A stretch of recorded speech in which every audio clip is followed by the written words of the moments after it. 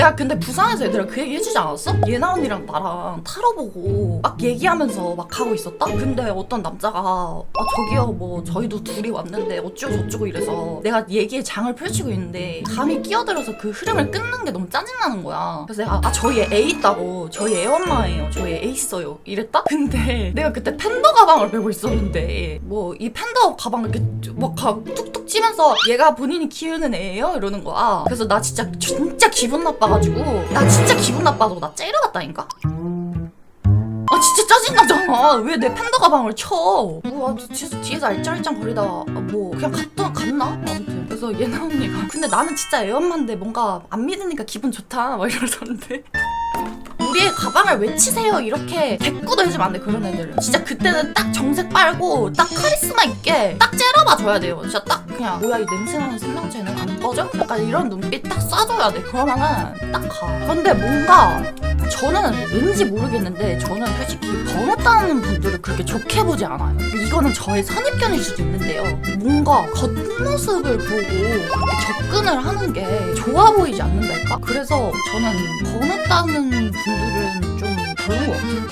그냥 뭔가 나의 결이 아니랄까? 제가 예전에 여태 제가 번호 따였을 때 가장 기분 좋은 대쉬를 받은 적이 딱 한 번 있는데요. 살면서 자기가 쓴 책을 주신 분이 있어. 물론 그분이랑 내가 뭐 성사가 되진 않았지만 기분이 너무 좋았어. 내가 커피숍 알바할 때 항상 아침 7시, 8시마다 따뜻한 아메리카노를 드시는 분이었는데 갑자기 어느 날 문득 자기가 쓴 책이라면서 책을 주고 가셨는데 책을 딱 여니까 명함이랑 편지가 툭 떨어지는 거야. 편지도 사비연필로 썼고 명함도 이렇게 있었고 그리고 되게 뭐라 해야 되지? 되게 내성적이고 조용하신 분이었거든? 되게 멋있는 사람이라고 배운 사람이라고 제가 느낀 게 뭔가 되게 그 책 이름도 막 이런 거예요. 이승현이면은 승현 씨는 원래 그렇게 말이 없어요? 이게 책 제목이에요. 그 정도로 이제 되게 내성적이고 조용하신 분이었는데 그 책에 뭐라고 써 있었냐면 뭐 안녕하세요 저는 어디에서 근무하는 뭐 누구누구입니다. 제가 몇 개월 동안 뭐 알바생님을 이렇게 좀 지켜봤는데 하면서 더 알아가고 싶은데 저는 몇 개월 동안 지켜본 뭐 알바생님의 뭔가 뭐 그런 것들이 있지만 알바생님은 저에 대해서 모르니까 저를 어떻게 하면 좀 설명하고 어느 정도 좀 보여드릴 수 있을까 생각을 했는데 그게 자기가 쓴 책을 보여드리면 어떨까 싶었대. 그래서 자기가 쓴 책 누구누구 씨는 원래 그렇게 말이 없어요 라는 그 책을 이렇게 드리면서 저는 이런 사람인데 뭐 이게 참고가 되셨으면 좋겠다 뭐 연락 달라 뭐 이런 거였는데 그냥 뭔가 기분이 좋았어요. 존중받는 느낌이었고 되게 배운 사람 같았어요. 그래서 뭔가 감사했어요. 뭔가 남자라서 관심은 없었는데 뭔가 자존감이 올라가는 느낌이랄까? 그러면서 되게 감사했어. 그분은 내 머릿속에 남아있는 분이야. 그 되게 수줍게 책을 주고 가셨던 그 모습이 아직까지 잊혀지지가 않아.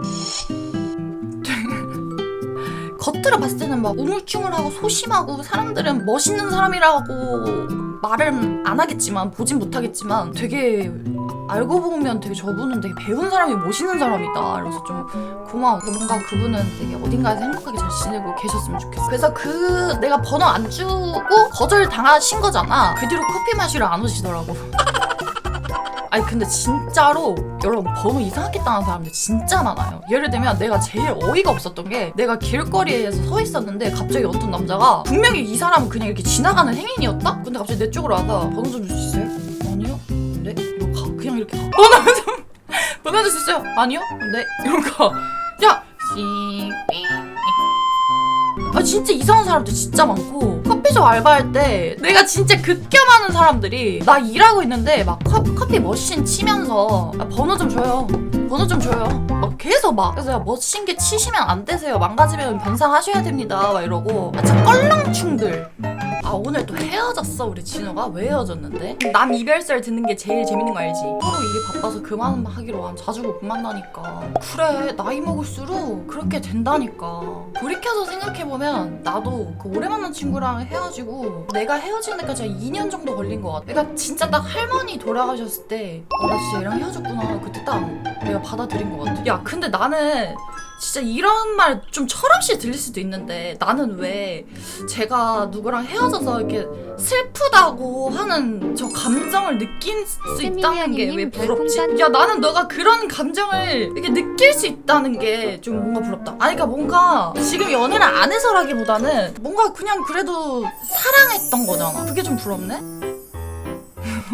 난 좀 세포가 다 죽었거든? 원래 사랑은 아무것도 모를 때 눈에 멀어서 해야 돼. 원래 사랑은 그때 하는 거야. 솔직히 너나 나 정도 나이 되면 좀 뭐 장거리 문자로 현실적인 문자로 헤어졌어. 그러면은 되게 이성적으로 다가오지 그 상황들이 감정적으로 다가오긴 되게 힘들거든. 진짜 사랑했던 사람인가 봐. 난 너가 좀 부럽다? 너 되게 사랑했나 봐 그 사람. 나는 첫사랑이랑 헤어졌을 때 빼고 누구랑 헤어져 나서 울어본 적이 없어.